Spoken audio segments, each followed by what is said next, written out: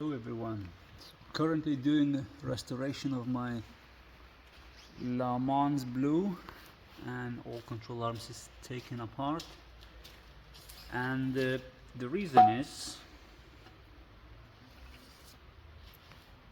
any more questions? So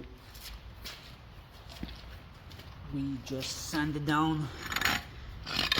This is the original knuckle, and we made it this one, so it's gonna get a bit of a paint on it.